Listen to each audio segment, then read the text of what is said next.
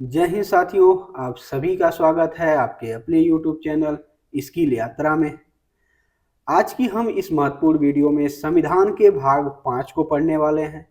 संविधान के भाग 1 से लेकर 4 तक हम पिछले वीडियो में पढ़ चुके हैं। आज पढ़ने वाले हैं भाग 5, जो संघ यानी क्या इसको कहेंगे यूनियन, और अनुच्छेद 52 से लेके 151 तक इसका वर्णन किया गया है।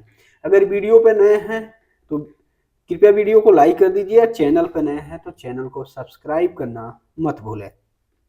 ठीक है, भाग 5 के बारे में आइए पढ़ते हैं। भाग 5 संघ क्या है, संघ के अंतर्गत क्या क्या है। देखिए, संघ के अंतर्गत कार्यपालिका भी आती है, विधायिका भी है और न्यायपालिका। तीन चीजें मुख्य अंग हैं इनके, कार्यपालिका, विधायिका और न्यायपालिका। विधायिका, ध्यान दीजिए, विधायिका का काम है कानून को बनाना। कानून बनाने का जो काम है वो विधायिका करती है। कानून बनाने का काम विधायिका करेगी। अगर केंद्र सरकार की बात करें तो केंद्र सरकार में संसद करती है, यानी इसमें लोकसभा है, और राज्यसभा केंद्र सरकार के लिए विधायिका यानी कानून बनाने का काम करती है। राज्य विधानमंडलों की अगर बात करें तो यहाँ पे विधानसभा है और कुछ जगहों पे विधान परिषद भी है। इनके सदस्य मिलके कानून बनाते हैं। कार्यपालिका का काम है कि कार्यों को संचालित करना। जो कार्य है, कार्य को क्या करती है, ये संचालित करती है। कार्यों को संचालित करने का काम कार्यपालिका करती है, जिसके अंतर्गत कौन होगा, राष्ट्रपति भी आ जाते हैं, उपराष्ट्रपति भी है, प्रधानमंत्री भी आते हैं और मंत्री परिषद भी आता है। ध्यान दीजिए, जो विधायिका है वो कार्यपालिका का अंग नहीं होगा। ध्यान दीजिएगा, इस विधायिका के जो विधायिका का काम करेगा कानून ही बनाएगा, और जो मंत्रालय या मंत्री है वो कार्यपालिका के अंतर्गत होंगे। जबकि कानून बनाने के मामले में जब कानून बनेगा तो ये विधायिका का भी काम करेंगे। अगला आता है न्यायपालिका। न्यायपालिका क्या है, जो कानून बन गया है उस कानून को संचालित करती है। उसको संचालित करने का काम करती है न्यायपालिका। इसके अंतर्गत मान लीजिए सुप्रीम कोर्ट आ गया, हाई कोर्ट, या जिले में होता है डिस्ट्रिक्ट कोर्ट। ठीक है, तो कार्यपालिका, न्यायपालिका, विधायिका ये मुख्य रूप से सरकार के अंग हैं। इसमें जो कार्यपालिका में जो सबसे पहला आता है पद जो है वो है राष्ट्रपति। राष्ट्रपति का वर्णन कितने से 52 से लेके 61 तक का वर्णन किया गया है। ठीक है, तो राष्ट्रपति के जो भी आर्टिकल हैं उनके लिए एक आसान सा ट्रिक है, पकानिकोका दुयोदशम। पकानिकोका दुयोदशम, ये ट्रिक है। अनुच्छेद 52, 53, 54, 55, 56, 57, 58, 59, 60 और 61, ये क्रम से इनका ट्रिक बनाया गया है। पकानिकोका दुयोदशम। प से देखिए अनुच्छेद 52, प से है कि राष्ट्रपति का क्या होगा, पद होगा, और औपचारिक रूप से कहां से लिया गया, ये ब्रिटेन के संविधान से।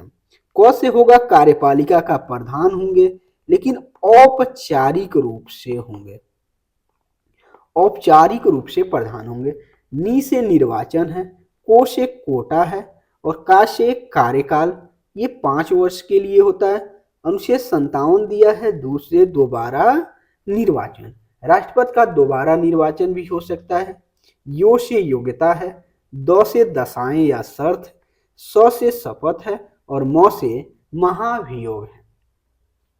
तो राष्ट्रपति से संबंधित जो भी आर्टिकल हैं इनको कंफ्यूजन न हो इसलिए एक ट्रिक बन गया, पकानिकोका दुयोदशम। याद रखिएगा, 52 से लेके 61 के बीच में ट्रिक है, इसको जरूर याद कर लीजिए। 52 में कहा गया कि राष्ट्रपति का पद होगा, और राष्ट्रपति का जो पद है ब्रिटेन से आया है। भारत का जो सर्वोच्च पद है वो है राष्ट्रपति का।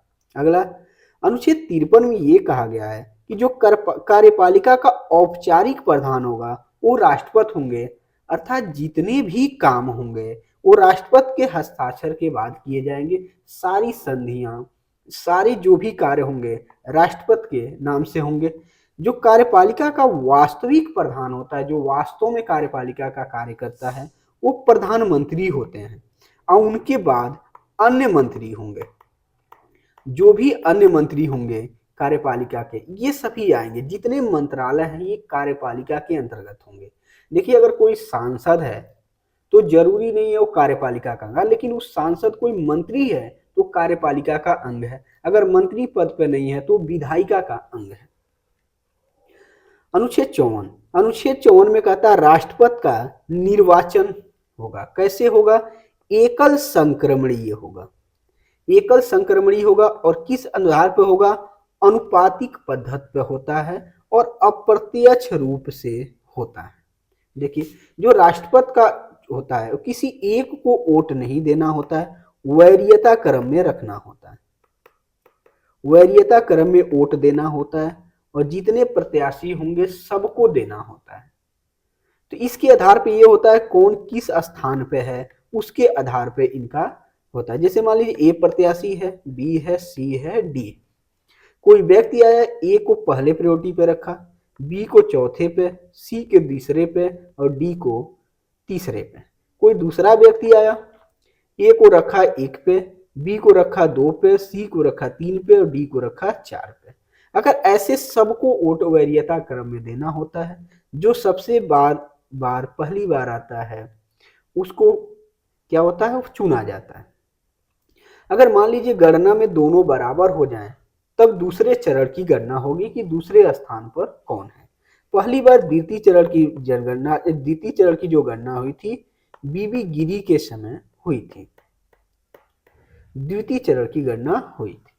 अगला, राष्ट्रपति का जो निर्वाचन मंडल होगा, निर्वाचन मंडल में लोकसभा भाग लेती है और राज्यसभा और विधानमंडल, ठीक है, लोकसभा, राज्यसभा और सभी राज्य विधान मंडलों के निर्वाचित सदस्य भाग लेते हैं। और इसके साथ साथ जो दिल्ली है, पुडुचेरी है और नए जब जुड़ा जम्मू एंड कश्मीर, इसके विधानसभा के सदस्य भी इसमें भाग लेते हैं।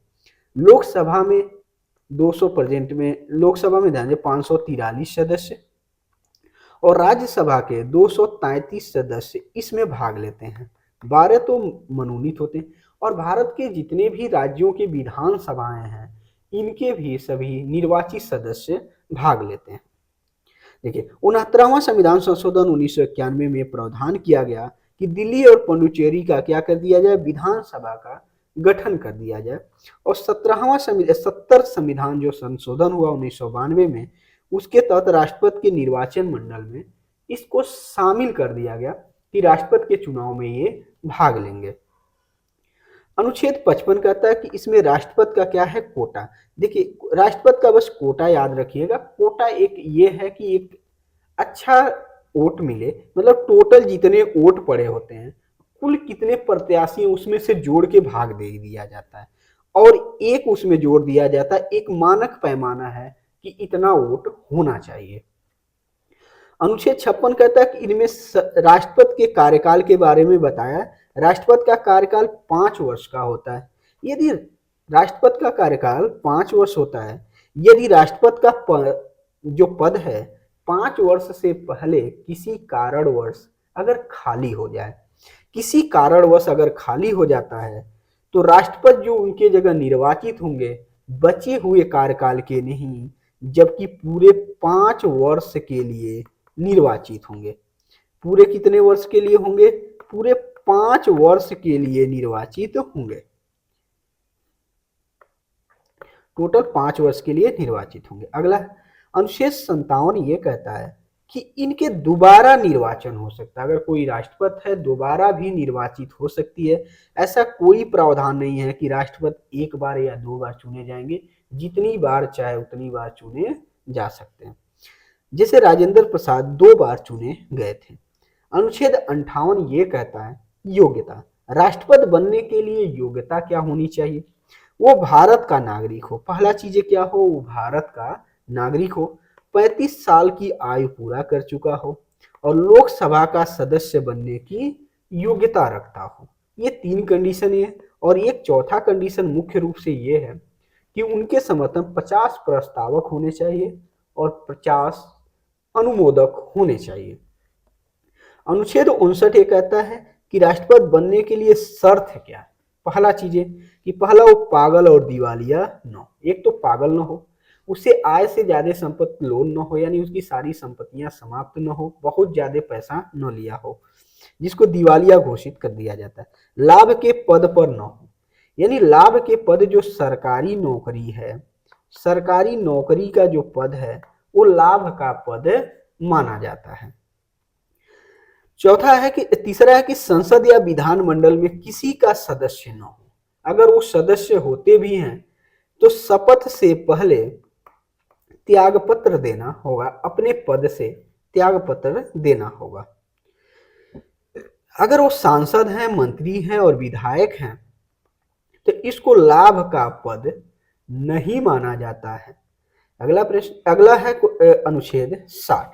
राष्ट्रपति को शपथ दिलाने का जो कार्य होता है वो कौन? सर्वोच्च न्यायालय के जो मुख्य न्यायाधीश होंगे, CJI, ये करते हैं। ठीक है।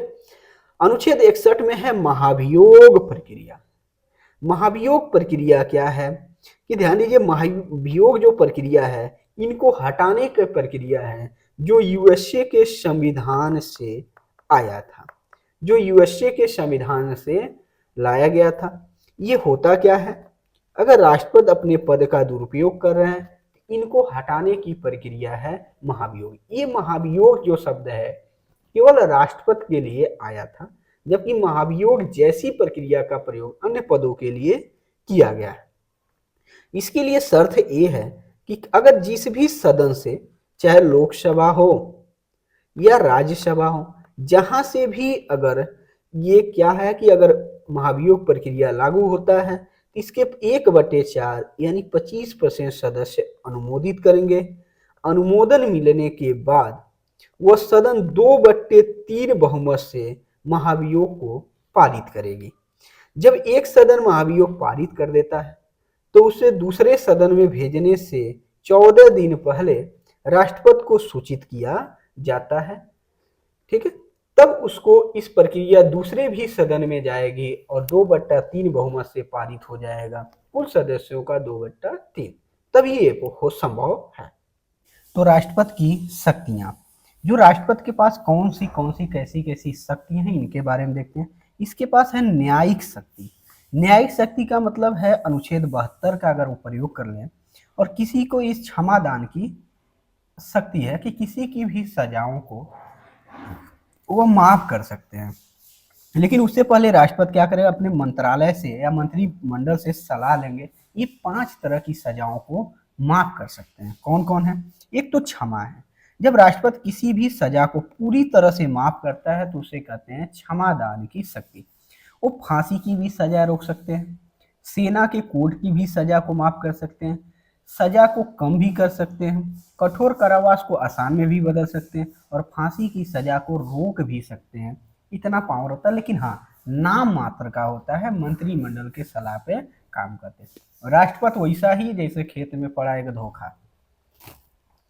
लघुकरण, लघुकरण के माध्यम से क्या करें, इसमें राष्ट्रपति सजा की जो प्रकृति है उसको बदल देते हैं लेकिन समय को नहीं घटाते हैं। अगर मान लीजिए किसी को कठोर कारावास की सजा है तो उस कठोर कारावास को आसान कारावास में बदल देंगे, लेकिन समय की प्रकृति वही रहने वाली है। अगर 10 साल की सजा है तो 10 साल की जो सजा है उसको 10 साल ही रहेगा, लेकिन प्रकृति बदल जाएगी, कठोर को आसान कारावास में बदलना।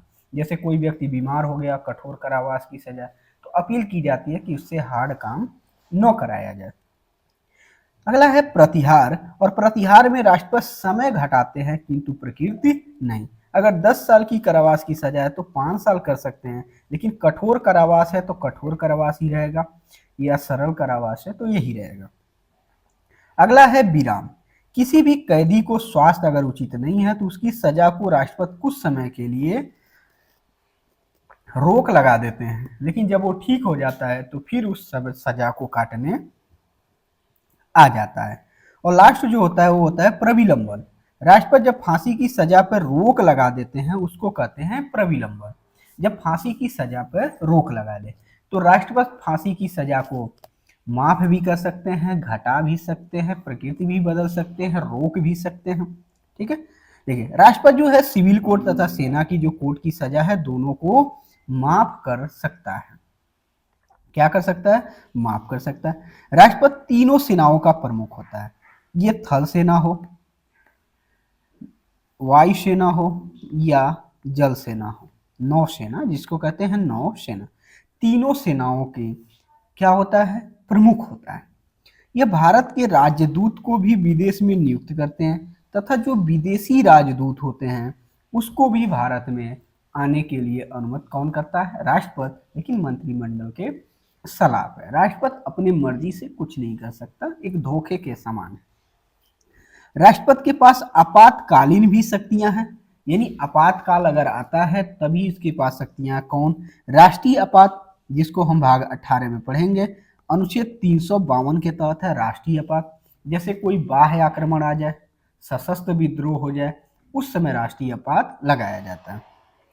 राष्ट्रपति शासन या इसको राजकीय आपात कहते हैं, जब राज्य में राज्य सरकारें विहीन हो जाएं, किसी का बहुमत न हो, उस समय राष्ट्रपति शासन लगता है अनुच्छेद 356 के तहत।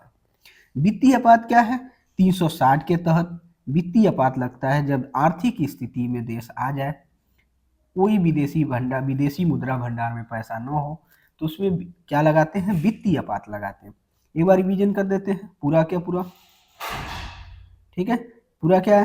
देखिए, राष्ट्रपति है पकानिकों का द्वियोदशम, राष्ट्रपति का पद है कार्यपालिका का प्रधान होगा, निर्वाचन होगा, कोटा, कार्यकाल और दोबारा निर्वाचन, योग्यता, दशाएं, शपथ और महाभियोग, ये सारी प्रक्रिया है। राष्ट्रपति क्या कर सकता है? सजाओं को माफ कर सकता है, सजा की प्रकृति को बदल सकता है, फांसी की सजा पर रोक लगा सकता है। राष्ट्रपति को हटाने की क्या विधि है? महाभियोग विधि है। राष्ट्रपति को हम हटा सकते हैं महाभियोग विधि द्वारा। चाहे लोकसभा हो या राज्यसभा, इसके लिए कंडीशन क्या है? कहीं से भी महाभियोग प्रक्रिया लागू हो सकती है। अगर इसकी महाभियोग है, महाभियोग को कहीं से भी लागू किया जा सकता है, चाहे वो लोकसभा हो या राज्यसभा हो। क्या होगा? आपके पास 1/4 अनुमोदक होने चाहिए, यानी 25% अनुमोदक होने चाहिए, वो स्वीकृति हो जाती है। फिर उसको कुल सदस्य का 2/3 बहुमत से पास कराना होता है। ध्यान रखिएगा, कुल सदस्य का, क्योंकि सभी लोगों ने वोट दिया था, ना कि उपस्थित सदस्यों का 2/3 होना चाहिए। फिर अनुमोदक भेजने के बाद 14 दिन पहले देना होगा, फिर ये दूसरे सदन में जाएगा। उससे पहले बहुत सी प्रक्रियाएं, जांच होती है, एजेंसियां बैठती हैं, क्या कमियां रही, ये सारी चीजें प्रक्रिया अंदर की चीजें हैं। तो ये महाभियोग प्रक्रिया में होता है। तीनों सेनाओं का कमांडर होता है, यानी सेना प्रमुख होता है। विदेश में राजदूतों को नियुक्त करना राष्ट्रपति के नाम पे होता है, या कोई विदेश से कोई व्यक्ति राजदूत आता है तो ये भी राष्ट्रपति करेगा। जो भी संधियां होंगी सभी राष्ट्रपति के नाम से होंगी। जो भी संधि हो या तो कोई भी इंटरनेशनल कोई भी मुद्दा हो तो राष्ट्रपति के नाम से होगा। ये था टोटल राष्ट्रपति से जो प्रक्रिया है, सजा को माफ करना, ये सारी राष्ट्रपति से संबंधित प्रक्रिया है। हम अगले भाग में पढ़ने वाले हैं उपराष्ट्रपति।